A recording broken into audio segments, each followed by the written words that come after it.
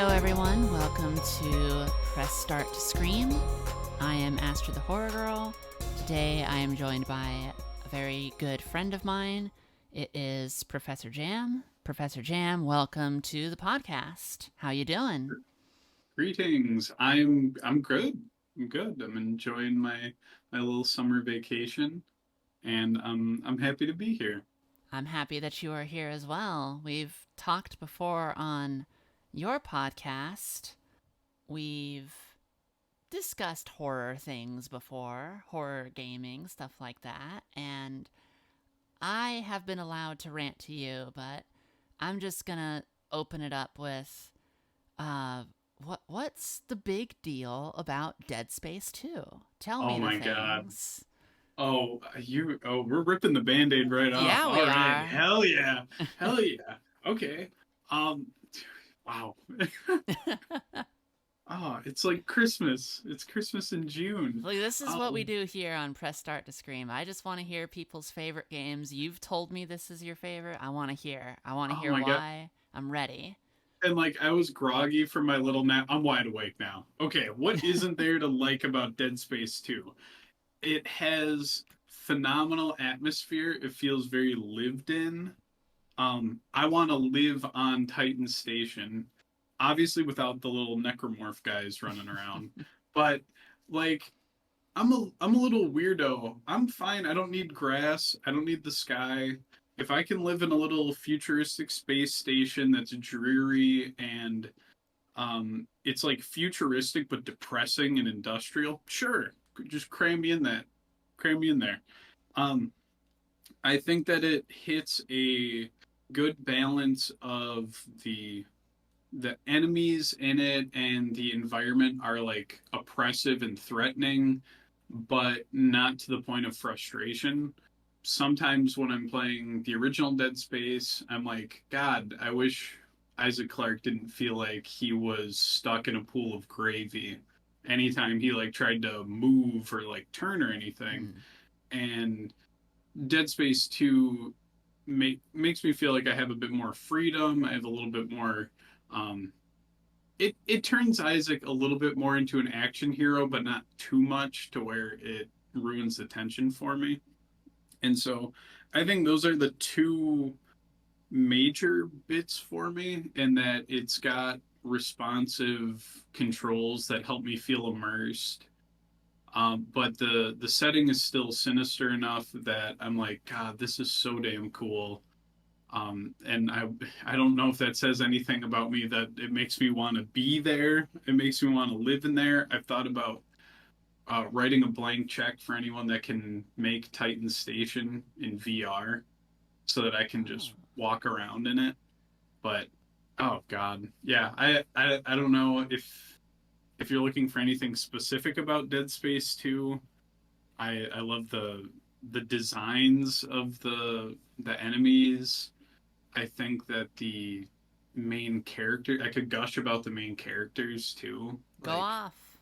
oh my God. I like that Nolan Strauss is like a glimpse into Isaac Clarke's future if he doesn't get his shit together. He's like Isaac Clarke, but 3 hours ahead of you in terms of the marker absolutely fucking with him. I think Ellie is an awesome uh, character that gets fleshed out, and then well, I don't need to talk about Dead Space 3. That's a whole Listen, nother can of worms. listen. But That's not what the topic is about. The topic is exactly, about how great Dead Space 2 is, as told by Profess0rJam. yeah, yeah. It's time to focus on the good times. I love Mm-hmm. Ellie. She's awesome, and it's not like fan servicey or anything. It's just like she's badass. She's resourceful. Uh, The shit that she says like makes sense to me, and nothing feels like very forced. She's like, "Hey, last time someone tried to cozy up to me, they tried to fucking kill me. So that's why I'm going to be all guarded from you."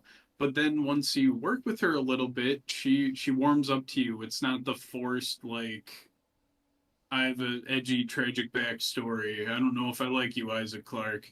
She pretty quickly throws in her lot with you.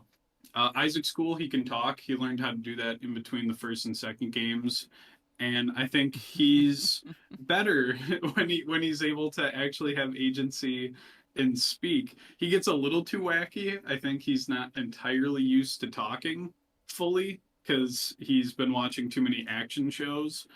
Um, like when catastrophic amounts of life are being lost and the space station's blowing up, he'll be like, I'll have what she's having. And you're like, Jesus Christ, Isaac, those are people. But for the most part, he's freaking out with you. He's trying to keep the people around him alive. Yeah, I think that the main cast are wonderful and they're distinct. There's not a ton of overlap. I think that director Tideman is one of my silly little guys that I like in terms of villainy, where he's very unique because he's just doing things by the book. He's very boring, but in a exciting, fun way. If that makes any sense. It's like I if oh, go ahead. I have so many questions for you, and I'm developing them as we go, but I will not interrupt the rant that is how much you love Dead Space 2. Please continue. Okay, because you're you get like the lamest villain for the first like God, I don't know. This is one of the few games I can go through pretty quickly. Spoiler alert for this decades old game. You get backstabbed by a unitologist, a lady who belongs to a church that super condensed worships the marker, which reanimates dead bodies and ruins everything. But the real villain is the pencil pushing director of the space station who regularly Zoom calls you and is like, Isaac Clarke, you should really turn yourself in so I can kill you. I've shut off the life support. Goodbye. And he just keeps messaging you throughout the game, telling you like there's no point resisting. I'm turning on the person blender now. Ha ha ha. And then he'll turn it off. And he loses his cool once in the game. And he calls you an idiot.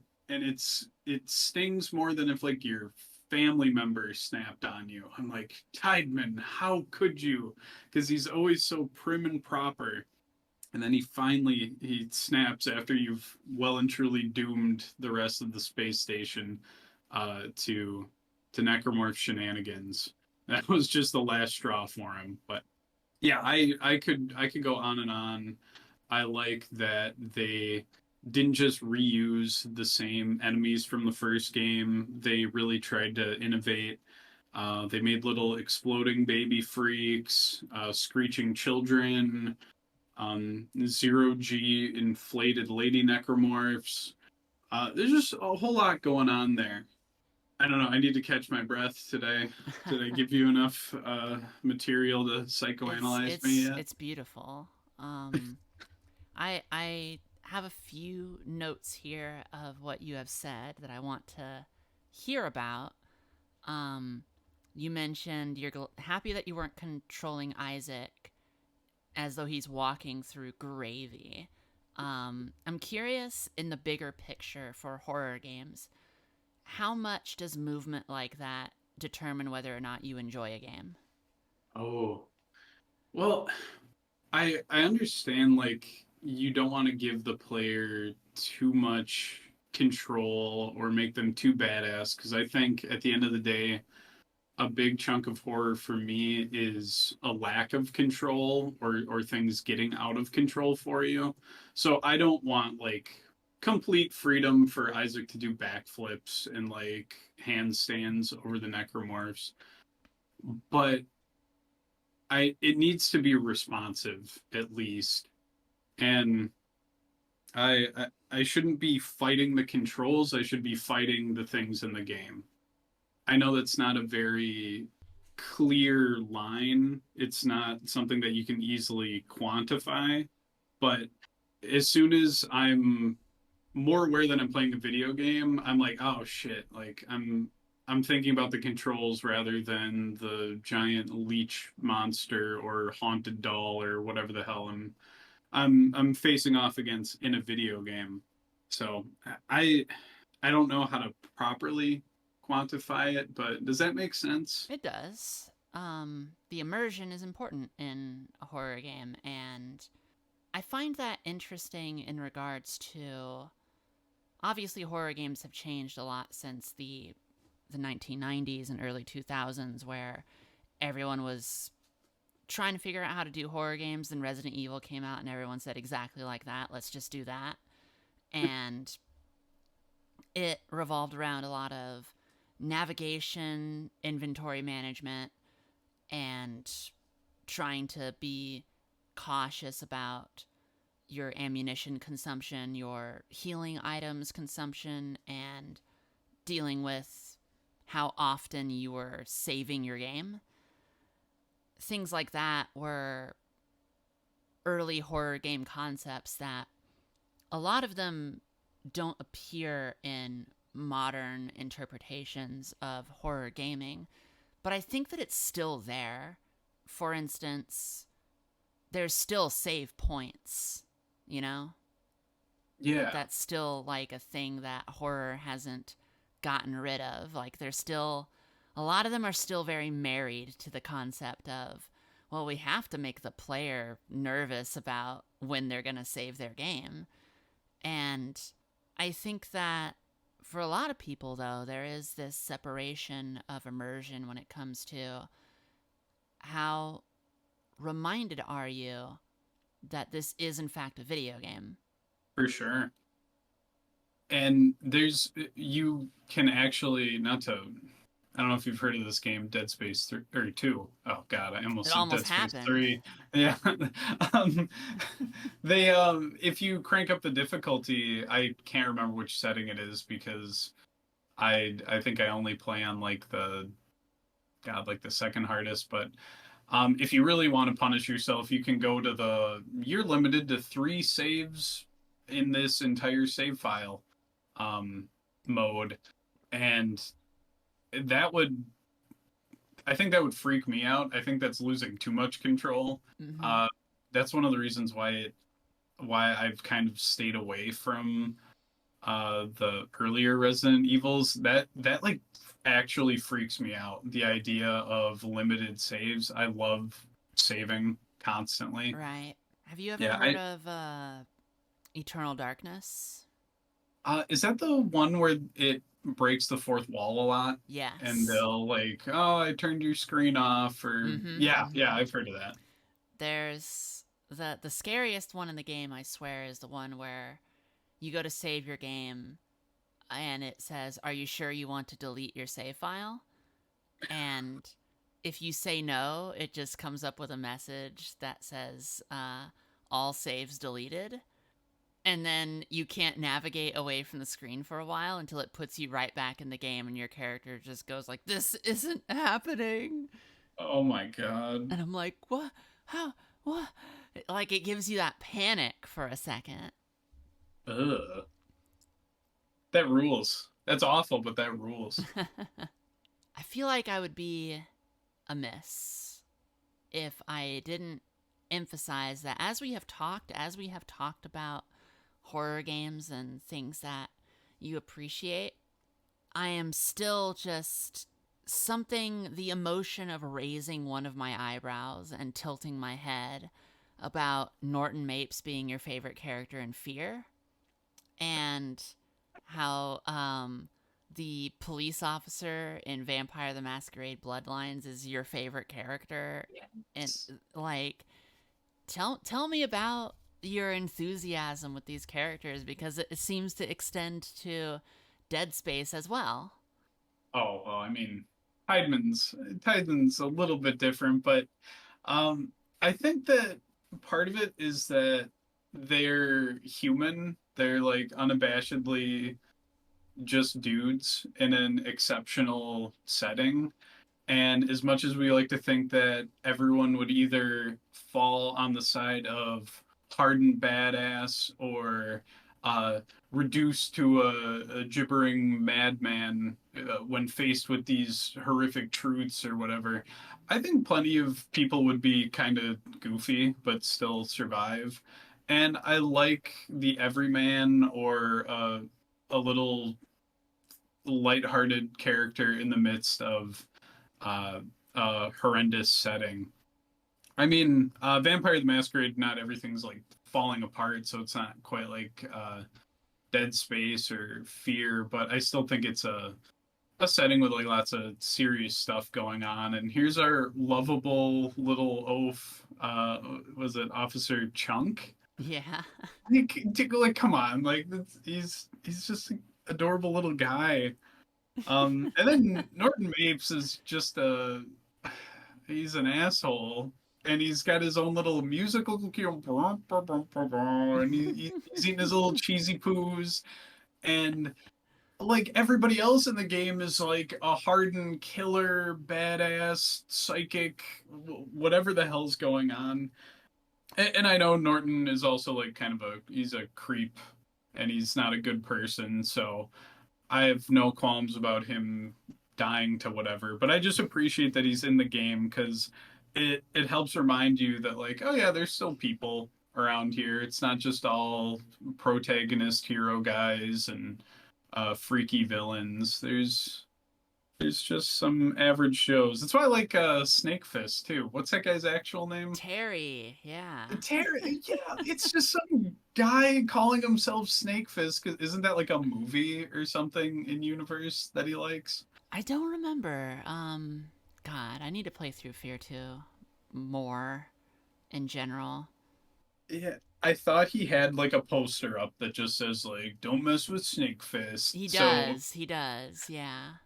yeah, so like it's little stuff like that. I could see people in real life doing something like that in order to cope or make themselves feel cooler when in absurd, unusual conditions. And so, in a weird way, the unusual joke characters make me feel more like I'm in a grounded setting. Good old Terry. You actually find out his name from a file that you pick up and read, and it says, "This is Snake Fist contacting you." And they're like, "What is it now, Terry?" And it's like, "This is Snake Fist." It's and they did him so dirty that was the most devastating death I saw in the entire Fear franchise, Just and we'll immediate never. decapitation. What the like? I was so distraught, and unfortunately, they never made a third. So I guess It that's is a just shame that the series does end right at the end of Fear 2, a cliffhanger ending, and there just is nothing after, and it just nothing else happened. Nothing else in the franchise occurred. A yeah, shame. yeah. Much I like hear in Dead the Space, I've heard similar things. uh, if you really wanted, I could force myself to talk about Dead Space 3. That's not what this podcast is about, you know? All right. And I would even dare to say that it doesn't meet the requirements of being a horror game. I said it. Okay. All right. Damn. I, I Going said at what it. I said. To me, horror in gaming starts with its plot. There's a lot of horror games out there that don't really get me in a big, like, oh, I'm immersed in this atmosphere and environment. And rather, it's like, yo, I'm out here just doing hella cool shit and blowing people away. What's this laptop say? Oh, God, that's the worst thing I ever heard in my life. Anyways, I'm gonna go back to just being a god amongst man. I've never really felt super immersed in a lot of point and click adventure games, but some point and click horror games are like shockingly dark and incredibly memorable for how disturbing they are. Question to you: outside of Dead Space 2, is there any horror games that kind of caught you off guard with their story and how horrifying it is? Oh, this is probably like a common one if you were to ask this to a lot of people. But when I started playing Outlast, I got blindsided pretty hard. Where I Okay. was expecting like, oh, some guys are a little crazy. what's the worst that could happen? And then yeah, both 1 and 2, I saw things that I was not expecting at Mm-hmm. all. I got sucked into like the plot too. I Mm-hmm. was like, oh, this there's a story being told here, and I'm not just running away from my life and cowering under various pieces of moldy furniture. And so I was pleasantly surprised, maybe not pleasantly, depending on the moments, but I was I really got into it with those, and I very rarely am like grossed out when it comes to video games. There's just something about the medium compared to film. Film, I will like hold my hand up and look through my fingers at like the slightest little bits of gore. But with most video games, I'm fine. Even the eye poke scene from Dead Space 2, I'm like, oh, that's kind of funny. Um, but Outlast and Outlast 2, there were definitely some moments where I was unsure if I was going to be able to keep looking at the screen. But I am an employee at Weenie Hut Jr., so uh, that's to be expected, I think. It's on the I don't resume. just yeah. Does that answer your question at all? I get what you mean, yeah. Okay. I feel bad because I have two games that really hooked me visually and like immersion wise, but I didn't finish them, and they're kind of like my white whale to complete so that I can eventually talk with them with the whole game under my belt. And that was Visage and Alien Isolation. But that was a few years ago, and I consider myself like a somewhat of a newcomer when it comes to the horror genre. I'd say like about 4 years ago, I finally started playing games that intentionally tried to scare me. And I tried playing both of those and I just got too stressed out. But I think about, what I was seeing, and I really thought it was interesting. I saw some whack ass stuff and I want to go back, but my brain felt like it was going to snap in half when I was trying to get through them. Mm. But maybe it's time for me to finally go back because Visage really had some striking visuals, and I want to force myself to experience them again. I was going to ask about Alien Isolation Oh, um, because I feel like the connection that's being made there to Dead Space is obviously inspired a lot from Alien. It even had the same tagline of the original film in its marketing. I find it interesting that you did not complete it. So, what to you separates Alien Isolation from Dead Space? so you mentioned the resource scarcity from like earlier horror games, and I feel like Alien Isolation did a solid job with that, and I struggle with that. I am very liable to take all of the ammo I have and fire it into the nearest bad thing that's moving towards me. I am okay at sneaking around, but a lot of times I'll get kind of stuck or I'll make the wrong noise and I'll get found out. And then I start shooting, I start blasting, Mm-hmm. and that was not super viable after a while. Um, and in Dead Space, if we're making that comparison, it does a pretty good job of knowing when you're running low on ammo, and so it'll send some enemy down at you that'll drop ammo that you need. In Alien Isolation, I just found myself creeping along, praying that I didn't get jumped by the alien, which you also can't kill, which I'm not complaining about, but when I'm confronted with stuff that I can't really kill and I'm bad at hiding from, I I get pretty stressed out. So I think it just came down to the fact that I was not managing my resources very well, and I think that game requires it. And also in games where you're hiding from things or getting chased, sometimes if the path isn't readily apparent, I'll kind of freak out. There were a lot of times where I would hide under a table or in a locker, and then I would just spend like 3 minutes listening to the xenomorph breathing Mm-hmm. around me. And I understand that you have to take risks in games like that in order to progress, but I'm very risk adverse in situations like that. Did you ever So play the Amnesia games? I played the first one. I played the first one, and I ran into a similar thing where there were some times where I'm like, I hear a creepy ghoul shambling about. I better wait 10 minutes and figure out exactly where it is. But I do want to play the rest of them so I can finally play. What was it, the bunker? Fun fact about the Amnesia games, and this may or may not change your opinion, it doesn't really matter, but it doesn't matter what order you play them in. They are all in the same universe, but they're all in like different varying times. They all relate to each other, but there is no order that is like the best way to play. Like if you play the Dark Descent first, like you would have as much information starting with that one as if you started with the bunker. Like there's no ideal way to do information.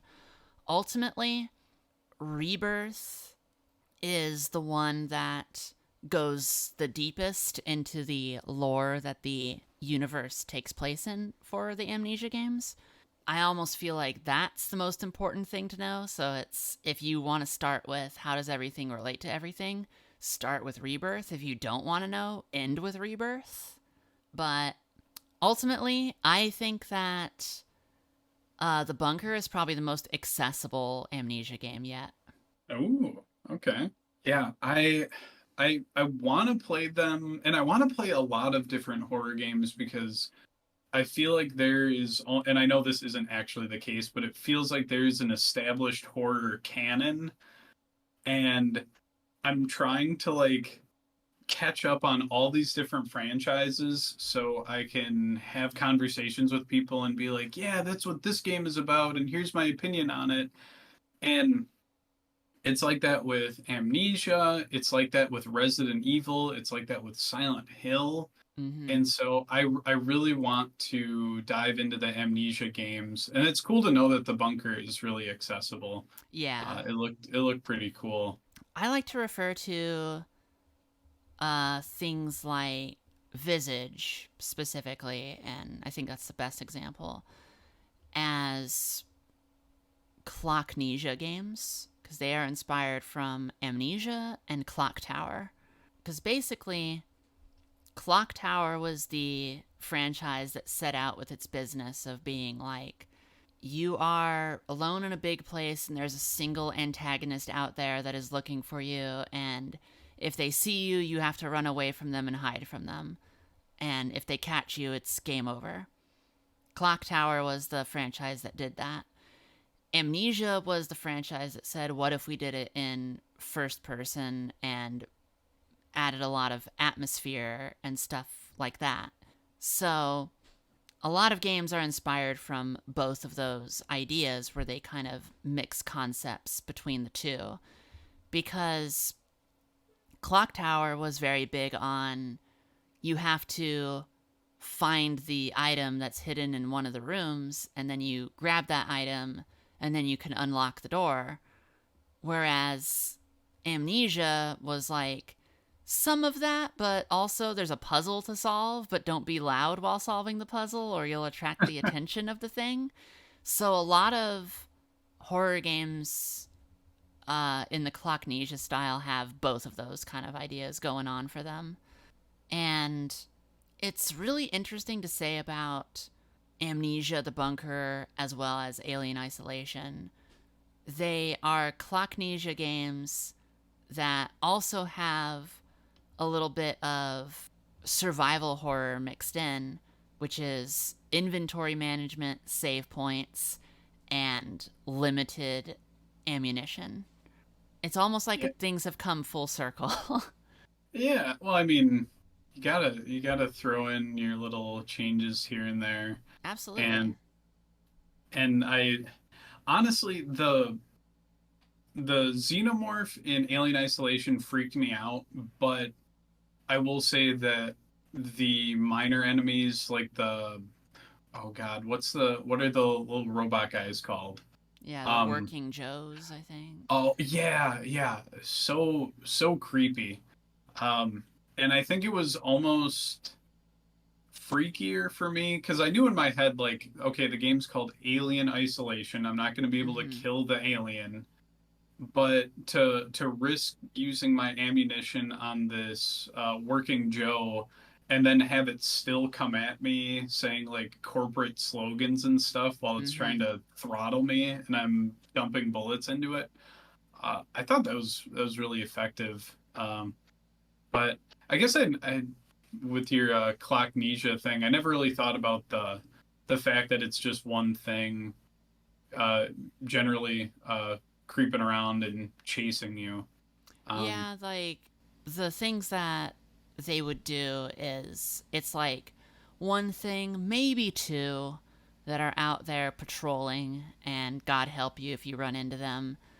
And then you would go to a new area and it would be a different thing. If you are interested in getting into Clock Tower, you can start way back on like SNES Clock Tower, or if you'd rather not go back that far, a good one to do is Haunting Grounds. oh, I've seen a little bit of that game. Yeah. That is also technically in the Clock Tower canon franchise and everything. It's the last one essentially that was in that whole story thing. After that there was, oh, what was the name of that? It was called like Night Cry or something, and it was terrible. It's known as being like one of the worst horror games, but it has like a small fandom following even still. And it was like a Kickstarter from the original devs, and people were like, "Yeah, make another clock tower." And then they came out with that, and people were like, "Oh, oh dear." Don't do that um, again. yeah.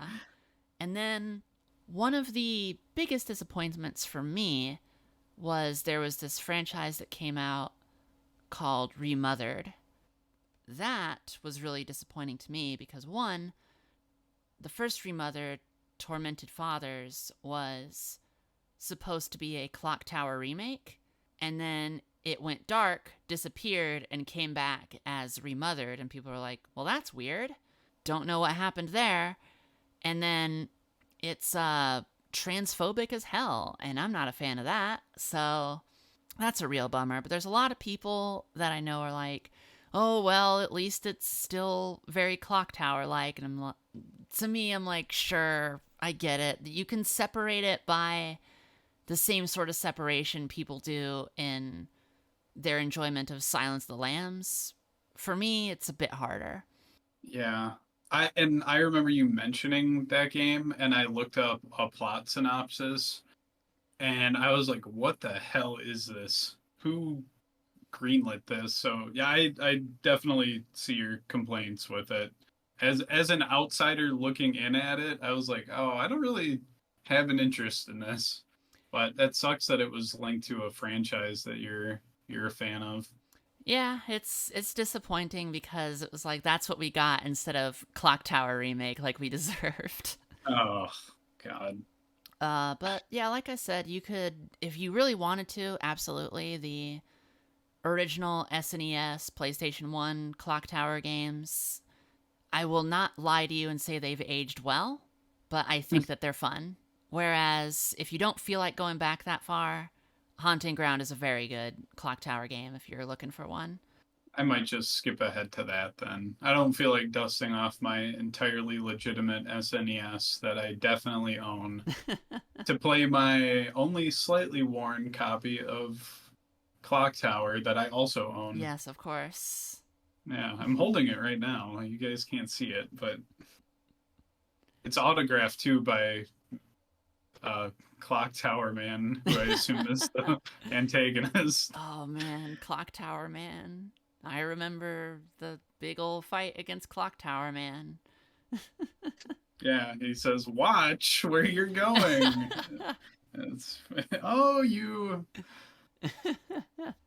It's definitely a franchise that I get people's frustration with why no new horror stuff, why only remakes, and I'm like, yo, if It's making older things accessible to people who otherwise wouldn't experience them. I'd say remakes are fine.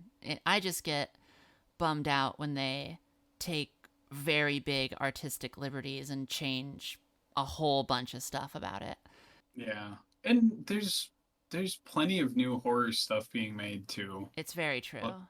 Yeah, like you see people complaining about it on social media, and I don't know, go looking around. Don't just get spoon-fed like two titles a year. Yeah. It's like, I get that you want Resident Evil 9. We all do.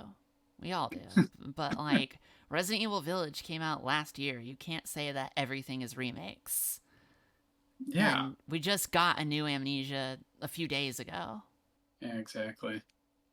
Okay, I need to ask you a question. Yeah, And what's up? it kind of goes back to that like horror game canon, because I constantly feel like there is some big game or franchise that I am missing out on, and I feel like a novice that I don't have it fully under my belt. I've played like 7 Resident Evil games and I still don't know what's happening in that franchise. But like if you had to pick like 3 or 4, like quote unquote like essential, like you should try out this franchise for like the horror genre, what would you pick for like the landmark ones that people should play? um, the games or the franchises? The franchises, because Okay. yeah, Resident Evil, Silent Hill for sure. Like, I think that those are the big two, and for good reason. right. Fatal Frame. Okay, I've heard you mention that one before. Part of me wants to say Clock Tower because of how influential it was, but I feel like its relevance isn't there anymore, Mm, which is sad to say, but that's, the game industry did that to the series. They refused to continue it, and someone refused to do a remake of it. I want to say it's probably Amnesia. I feel like Amnesia is too important to the horror game like sphere of influence to be discarded to something as like, yes, and this was important too. I feel like it's too important. okay. Yeah, I could definitely see that. It was pretty like genre defining for a while. And like people I've talked to people who are like upset about it. They're like they turned horror into a running and walking simulator for a few years. I'm like, easy, Grandpa. Like, I don't know what you're talking about. Like, please don't get upset at me. I think that the only valid thing there, in my opinion, is that there was a franchise that Frictional Games did before Amnesia called Penumbra. And that was a trilogy, and those games kind of went relatively unnoticed, largely because YouTube didn't exist. And the reason that Amnesia got as big as it did was because YouTube and YouTubers and stuff. Yeah. But Penumbra was kind of like this experimental mixture of puzzle games, adventure games, and what we know now today as Amnesia. It was all those things kind of combined into one, really ambitious, really smart, well put together. They haven't aged super well, but frankly, neither has the first Amnesia game. And I can understand being frustrated at saying, oh, Amnesia was so important, because I think that it misses the importance that Penumbra had in kind of defining what Amnesia kind of came to be. It's the same sort of way when people say, oh, a From Software game, and what they mean is Dark Souls. Um, you had before that Kingsfield and Shadow Tower, and there's a couple others that they did, and it was all those ideas that led into what Dark Souls eventually was. And so there's a lot of folks that are just like, okay, but when you say From Software, why do you mean Dark Souls? Because there's all these other ones that were before it, that if they hadn't existed, Dark Souls, the inception of that, would not have existed either. I get that frustration. I really do. But it's also worth just noting that there's a reason that one of these took off and the other one didn't. Yeah, I liked frictional games before they were popular. Pretty much, yeah. Before they sold out to big Amnesia. But no, I've seen a little bit of gameplay of Penumbra, and it was a long time ago that I saw someone playing through it. And yeah, it looked like it didn't age super well, but I definitely saw the parallels. And way back then, I didn't know that they were connected. I just assumed that they were like side by side. But knowing that it's a predecessor of it makes a lot of sense. Yeah, I think that that's why when I say Clocknesia games, I do that because a lot of people go, "Oh, these like running and hiding things that Amnesia invented." I think it's worth noting that a lot of these games are inspired from Clock Tower as well, which predates it, and we certainly wouldn't have Amnesia if it wasn't for Clock Tower, anyways. And the only reason that Clock Tower isn't talked about anymore is the publisher's fault for not maintaining the franchise. That's it. Because people still want those games. They just will never be called Clock Tower again, sadly. I wonder what that's going to look like in 20, 30 years. Like, will we still call them Amnesia or Clocknesia games, or will people in the future say they didn't keep up with Amnesia and now we call them insert futuristic thing Right. here? Well, It's it's kind of already happening with other things. When Resident Evil, the first one, came out, everyone immediately decided this genre is called survival horror. And now, with games like 7 Days to Die, The Forest, Sons of the Forest, Green Hell, and things that have survival game mechanics and they are horror games, the definition of the genre has changed somewhat. So, what I usually tell people when a game comes out that has a Resident Evil like feel to it, I say, oh, that's a classic survival horror. And the other one, I say horror survival. But honestly, the genre may just take a life of its own and they'll start calling it something else because the whole point of genres is just to get people to have an idea in their mind of what exactly it is that you're talking about. Because even though someone could say, oh, there's horror in Call of Duty, nobody calls Call of Duty a horror game. And the reason right. is because you don't want them to think, oh, this game is exactly like Silent Hill, because it's not. It doesn't have any similarities with it whatsoever. That's the reason that these genres exist. It's just to kind of help people understand. And I remember somebody trying to say, why do people call Resident Evil survival horror? And it's like, because that's what it was called when it came out. And the genre is still used a lot. And so I asked them, what would you call it? And they said, probably like an RPG. And I went, nobody agrees with you. Whoa. Like, I don't know of anybody who goes like, oh yeah, you want to play an RPG, and the first thing that comes to their mind is Resident Evil. There's people who will think Final Fantasy. There are people who will think Elder Scrolls. There are people who will think Fallout. There are people who will think Chrono Trigger, or even maybe like Pokemon or something. But nobody thinks Resident Evil, I promise you. And that is the whole point of genre names existing.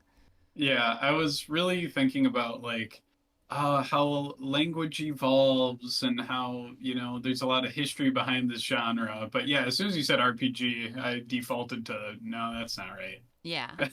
Yeah, you're wrong. But that's cool. Yeah, because it does feel like with the horror genre especially, you see a lot of history and a lot of discussion about what influenced what and which developer worked on this game first, as opposed to other genres where a game comes out, people are like, "Wow, that's pretty cool," and then they just kind of move on. Mm-hmm. And so I'm particularly interested in, looking back a decade or two from now and seeing where things have ended up. And I can't wait to play my favorite RPG, Amnesia, the Scary Door, or whatever. Well, what's fascinating about, since you recently played through Cry of Fear, there are so many games that have been announced and are coming out soon that are very inspired from Cry of Fear. And it wouldn't surprise me if in 10 years, Cry of Fear is not in the cultural zeitgeist anymore, and it will be like that rare thing that people point at and just go, but this came first. And people are like, what are you talking about? That game looks old and crusty, you know? Because it already looks old and crusty. There's definitely a layer of crust on that bad Yeah. boy. But how influential it was, like, it can't really be understated. And I played it at a time when it was just this unique thing. And I was telling people, there's nothing like this. There's nothing like this out there. And now there's quite a few games that are like it, and there's even more that have been announced. And I don't know what that genre is going to be called, but I'm excited for it. Uh, Cry Fearing. Cry Fearing. We'll workshop that. We'll Yeah. figure out a better name. That was terrible. Simon-esque. Simon God. Simulator. But yeah, it's so, and this is my little history nerd creeping out here. Like, it's so cool that these games are literally history. Like it's Mm-hmm. history, a type of history, and it's tangible. Like if Yeah. you are interested in a landmark video game that broke into a genre or heavily influenced stuff, you can just go back and play it. And I think that rules. I did that with Resident Evil 4. I was like, well, everyone and their mother is saying that this is like a huge turning point for the horror genre. I will Mm-hmm. just go play it. And it was like, respectfully, I mean this in a very positive way. It was like going to a museum. Yeah. Not like it's old as hell or anything like that. It was a little old, a little bit of crust, not as Mm-hmm. much as Cry of Fear, but it was still really cool. It was like a little field trip. And so I look forward to the days when I'm old and wizened and I can gift a child, this is Cry of Fear, play this, and then they'll say, get away from me, you weirdo. Have you ever heard of a game called Realms of the Haunting? Realms of the Haunting. Let I me haven't. That sounds cool as hell. let me hit you with all the genres that this game is in. Oh no. FMV, I already don't know what that is. full motion video. That just sounds like video to me. You're not wrong. FPS, All right, I'm familiar with that one. puzzle game. Oh, stop. I'm not done. Adventure game of the point and click variety. Okay. Platformer. What? The Wait, realms. did we get Oh, off the ride? I'm not. Did I'm we not get off even the ride? done. One more. Oh, okay. One more. Horror game. Oh, okay. That's There you go. That hearing. all of that together in one game, Realms of the Haunting. It came out and it couldn't find its audience because largely people were either adventure game fans or they were FPS fans when it came out. And FPS people didn't want FMVs. Adventure people were fine with the FMV. They just did not want the FPS or the combat or the management that kind of came along with it. It's a fascinating game. And I love it with all my heart. I think that it's incredible. It would be really interesting if that was the big influential thing that came out in the 1990s and not Alone in the Dark and Resident Evil and Silent Hill and Clock Tower. What could have been? We could have been living in a FPS point and click puzzle horror platforming paradise. Listen, the reality was there. It was just slipped from our fingers. Yeah, flying cars, free healthcare. What could have been? Exactly. If you're ever interested in checking out Realms of the Haunting, I think it's always like $1 on Steam or something. I have no idea why. With a massive list of genres like that. Can you name a game that was more bold than that? You can't. There you go.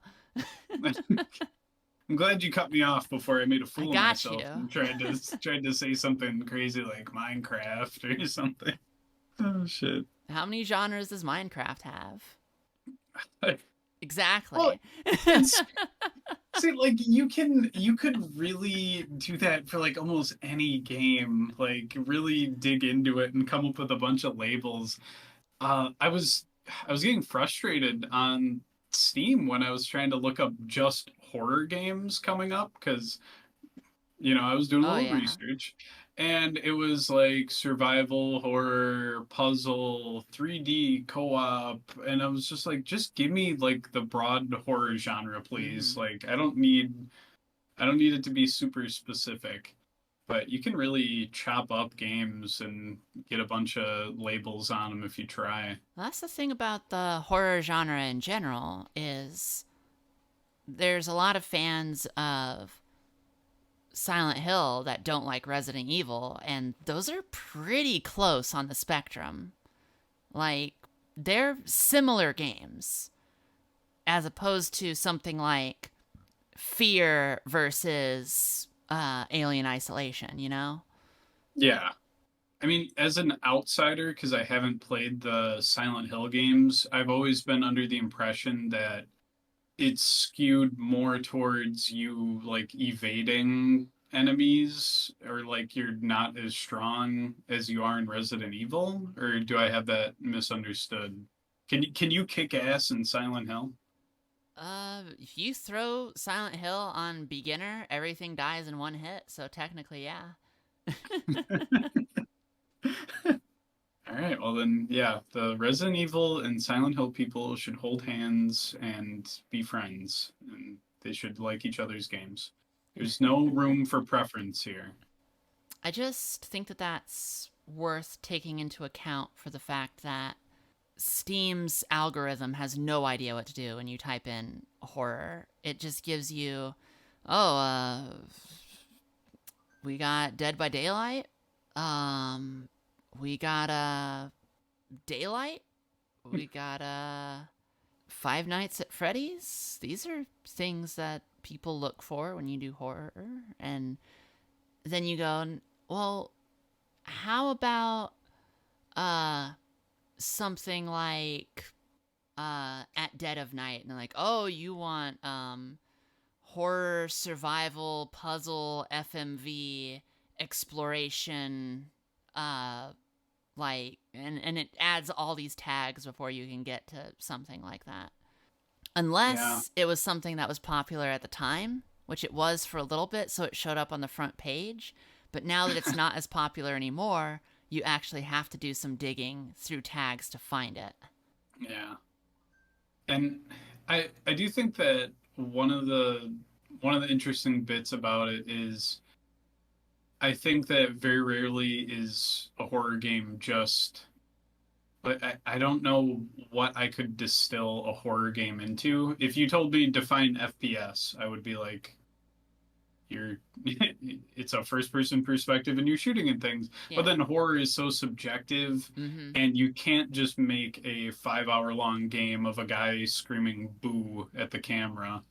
And so you always have to I mean, unless you're privy to something like that. Of course, of course. You are the expert here, so I'm not Well, because maybe horror is a theme, whereas yeah, FPS exactly. defines the style of the gameplay mechanics. Yeah, exactly. And so I think it's a fun little umbrella term and there's so many different things and people find different things scary, so it's more subjective. Yeah, and that's I why the genres have changed because everything used to be called survival horror if it was a horror game. But because the genre branched out so much, by the mid 2000s, it's basically become a necessity now to have different genres attached to it because there's different ways to tell a horror story. Yeah. I think the adventure game like genre label is practically worthless at this point. I think that's another example of you need to continue to develop the language and change the labels and stuff as time goes on. I think that adventure game is like relatively niche, as there's an expectation that comes with like when someone says, "Oh, this is an adventure game," either you're in the know or you're not. Because if you say adventure game to somebody who's relatively new to gaming, they have no idea what it means. They know that it's like there's adventure in this game. But you tell adventure game to somebody who's been gaming since the 90s, they have a very specific vision in their head of what that looks like. And in between that, I think that you land in kind of like the boat of what exactly do you mean by adventure game? It's I'm not disagreeing, but I think that it's a very unique one because I know what I mean when I say adventure game. And when I hear certain people say, "Oh, this is an adventure game," I know what they mean. If a fucking Fortnite fan showed up and was just like, "Yeah, I play Fortnite and Minecraft, but I found this adventure game," I'd be like, "Don't say like fucking Tomb Raider or something. You Elder better Scrolls. not." Yeah, fucking Elder Scrolls. Well, see, I would land in that camp probably because all I hear when someone says adventure game is I'm like, well, no shit. You're doing something in a video game and you're experiencing something new, possibly. That's what I hear. So I think of like I think of like and you can judge me for this, it's fine. I do think of like Elder Scrolls or Red Dead Redemption, something where you're going to a lot of different places and you're experiencing new things. Um, there's not a lot of repetition Mm-hmm. in terms of like locale. That's what I think of, but I feel like those are two massively different games to the point where I would much rather someone say like, "Oh, this is a traditional RPG with a class system Mm-hmm. or a class based RPG or something like that." I find that the term adventure game, much like you do, it's like it's so broad, which is why I usually like to, when I'm talking to someone, I'm just like, I don't know if you're in the know, so I'm gonna say it like this: point and click adventure game, because for someone who's been around the 90s, I don't even have to include point and click. They know what I mean. And for somebody who is doesn't play a lot of those games, doesn't do a lot of those games, adventure is so broad, I just straight up don't use it at all. I I'm not going to. I would never call Red Dead Redemption or Elder Scrolls an adventure game. But Yeah. how it relates to horror games, I think that it's even more niche than that, because if someone says a horror adventure game, that is so specific. And outside of horror adventure game is basically, it's everything else. Whereas if you say FPS horror, that could mean something like Resident Evil 7, or it could mean fear, or it could Yeah. mean to some people uh like BioShock or Prey. It could mean that to some people. But like horror adventure is like, god, it's so small. It's such a specific little thing that Um, relates to just this one little tiny area. well, Astrid, I'm going on an adventure and parts of it are scary. So when I go to the spooky swamp in Red Dead Redemption 2, that makes it a horror adventure game. Well, Thank you there you for coming go. to my TED Talk. So, yeah. Genres are, as you said, though, they're fascinating how they change over time. back when the Beatles came out, they were a pop band. And now if someone were to go, you want to listen to some pop music, and they put on the Beatles, it'd be like, what the hell are you doing? Like, thought you said we were listening to pop. You're like, we are 60s pop. And that's how things change. With horror games, there's one of the things I talked about recently with a friend of mine was, do we consider The Last of Us a horror game? And Ooh. whether or not it does or not isn't like what I'm really interested in talking about. It's rather the point of genres are there to kind of help us determine what something means. And for The Last of Us, a lot of people would have certain genres that they want to label it. How many of those also apply to Resident Evil? How many of those also apply to Silent Hill or Clock Tower or Amnesia?